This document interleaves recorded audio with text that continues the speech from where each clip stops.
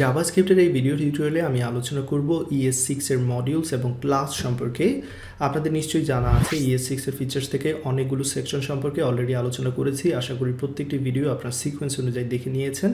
আমি প্লেলিস্টে যে সিকোয়েন্স অনুযায়ী ভিডিওগুলো সাজিয়ে দিই সেই সিকোয়েন্স মেনটেন করে ভিডিওগুলো দেখার চেষ্টা করবেন, এতে করে প্রত্যেকটা টপিক খুব সহজেই বুঝতে পারবেন। ভিডিওগুলো ডাউনলোড করে যদি দেখার চেষ্টা করেন হয়তো বা অনেক সময় আমি সিকোয়েন্স চেঞ্জ করি, নতুন ভিডিও আপলোড করি, এতে করে আপনাদের অনেক ঝামেলা হতে পারে। তো যাই হোক, চলুন শুরু করা যাক। আমি যেমনটা বলেছি এই ভিডিওতে আলোচনা করব ES6 এর মডিউলস এবং ES6 এর ক্লাস সম্পর্কে। ES6 এর মডিউলস থেকে স্পেশালি ছোট্ট দুইটা বিষয় জানবো, এক্সপোর্ট এবং ইম্পোর্ট। পরবর্তীতে এগুলো অনেক কাজে লাগবে। ES6 এর ক্লাস থেকে আপনারা জানবেন ক্লাস কীভাবে তৈরি করতে হয়, কনস্ট্রাক্টর কীভাবে তৈরি করতে হয়, অবজেক্ট কীভাবে তৈরি করতে হয় এবং সেট গেট এই বিষয়গুলো সম্পর্কে জানতে পারবেন। তো চলুন শুরু করা যাক। প্রথমে আমি আপনাদের BS কোডে নিয়ে আসছি। আরেকটা বিষয় অবশ্যই এখানে বলে নিতে চাই, আমি যে ES6 এর ভিডিওগুলো তৈরি করছি সাধারণত W3 স্কুল থেকে আপনারা অনেক ডিটেইলস জানতে পারবেন এই সকল বিষয়। তো অবশ্যই W3 স্কুল ফলো করতে পারেন, কিংবা টিউটোরিয়ালস পয়েন্ট এরকম কিছু সাইট রয়েছে যেখানে ES6 সম্পর্কে অনেক কিছুই আপনারা জানতে পারবেন। তো সবসময় বেস্ট হচ্ছে কোনো কিছু শেখার পর সেটা সম্পর্কে একটু ডিটেইলস জানার চেষ্টা করার, যদি সময় থাকে, ওকে।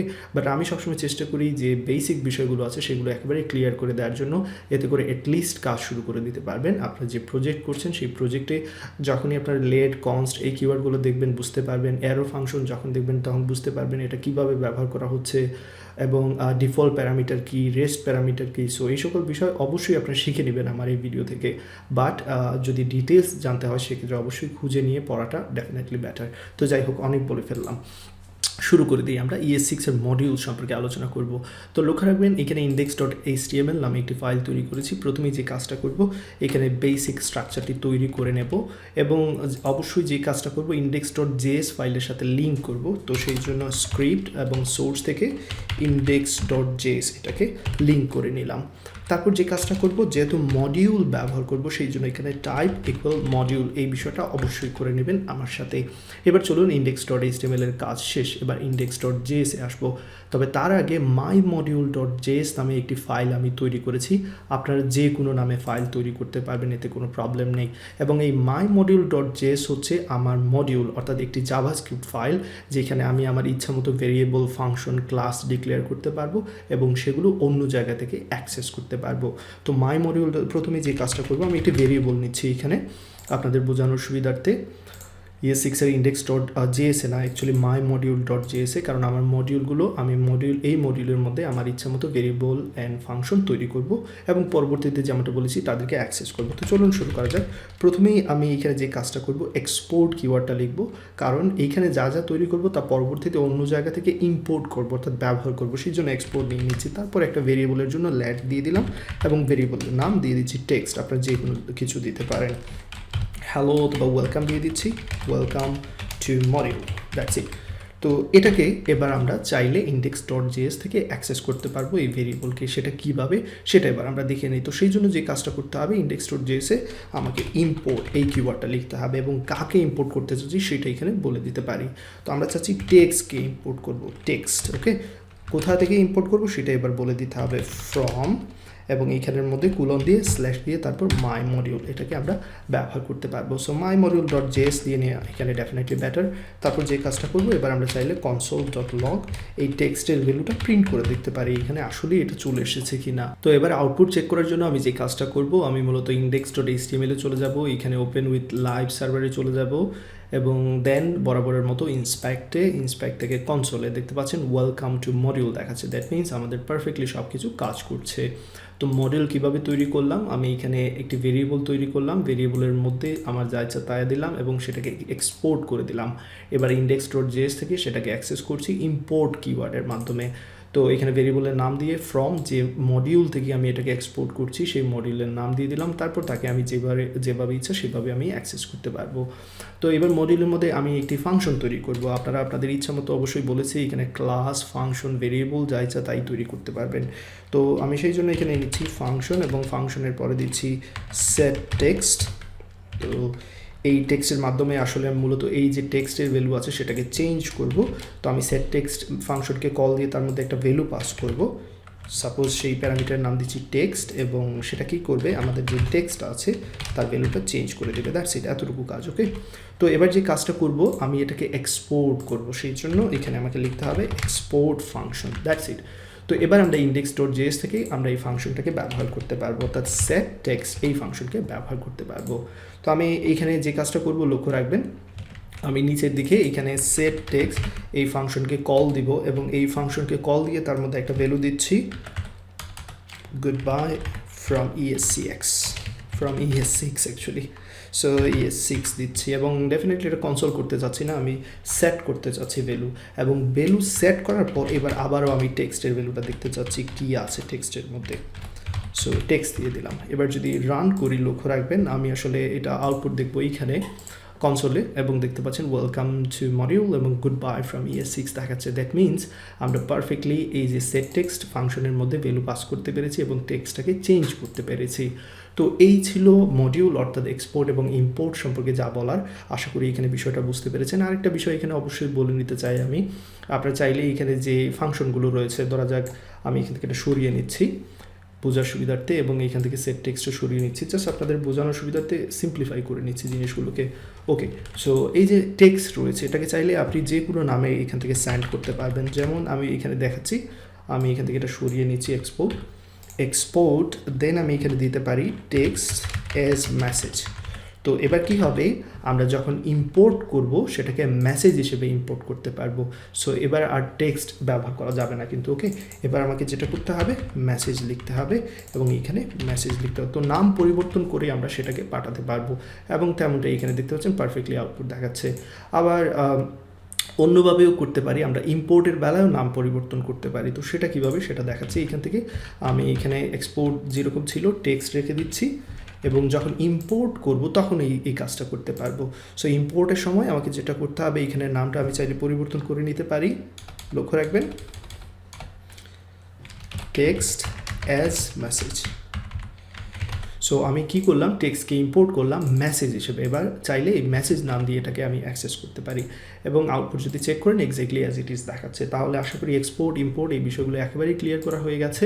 এবার মুভ করব আমরা ক্লাস সম্পর্কে। ওকে, তো দেখতে পাচ্ছেন এখানে ES6 ক্লাস নামে একটি ফোল্ডার রয়েছে, আমি সেই ফোল্ডারের মধ্যে চলে যাচ্ছি এবং index.js নামে ফাইলের মধ্যে ঢুকে গেলাম। আপনারা যে কাজটা করতে পারেন index.js নামে ফাইল তৈরি করে নিতে পারেন। এবার যে কাজটা করব লক্ষ্য রাখবেন, এইখানে আমি প্রথমে ক্লাস কিভাবে তৈরি করতে হয় সে সম্পর্কে আপনাদের ধারণা দেব।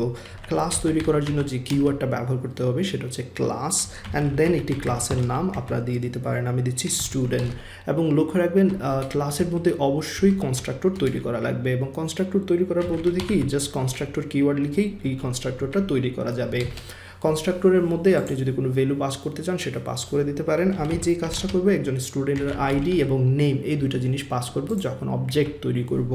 তো সেই জন্য this.id equal ID and then this.name equal name. So যে নেম দেওয়া হবে বা আইডি দেওয়া হবে সেটা এই স্টুডেন্ট ক্লাসের আইডির মধ্যে চলে যাবে এবং নেমের মধ্যে চলে যাবে। তো বিষয়গুলো এখানে এত জটিল করে বোঝার দরকার নেই, জাস্ট কীভাবে ক্লাস কনস্ট্রাক্টর ব্যবহার করতে সেটা জাস্ট এখানে ব্যবহারটা দেখার চেষ্টা করেন, পরবর্তী হয়তো বা অনেক ডিটেলস এমনিতেই আপনারা জেনে নেবেন। ওকে, তো চলুন এবার যে কাজটা করি অবজেক্ট তৈরি করি। তো অবজেক্ট কীভাবে তৈরি করতে হয় খুবই সহজ। S1 নামে একটি ভেরিয়েবল নিয়ে নিচ্ছি বা অবজেক্টের নাম নিয়ে নিচ্ছি, আপনারা যে কোনো নাম দিতে পারেন। অবজেক্ট তৈরি করার পদ্ধতি হচ্ছে নিউ কিওয়ার্ড লিখে ক্লাসের নামটা লিখবেন এবং সেই ক্লাসের কনস্ট্রাক্টরের মধ্যে কী কী আপনারা পাস করতে চাচ্ছেন সেটা বলে দিবেন। তো এখানে দেখতে পাচ্ছেন আইডি এবং নেম এই দুটো পাস করতে পারবো। তো আমি আইডি দিচ্ছি 101, দেন নেম সাপোজ দিয়ে দিচ্ছি আনিস, দ্যাটস ইট। এবার চাইলে আমি এই অবজেক্ট S1কে আমি প্রিন্ট করে দেখতে পারি। So console.log S1, that's it, save করে নিলাম। এবার আমি যদি এটা রান করতে চাই ডেফিনেটলি আমি রান করতে পারবো, ডিরেক্টলি এইখানেই রান করতে পারবো। তো সেই জন্য আমাকে যে কাজটা করতে হবে নোড দেন ES6 ফিচার, আমার আসলে ফোল্ডারটা যেতে হবে, ES6 এর ফিচার থেকে ES6 এর ক্লাসে যেতে হবে।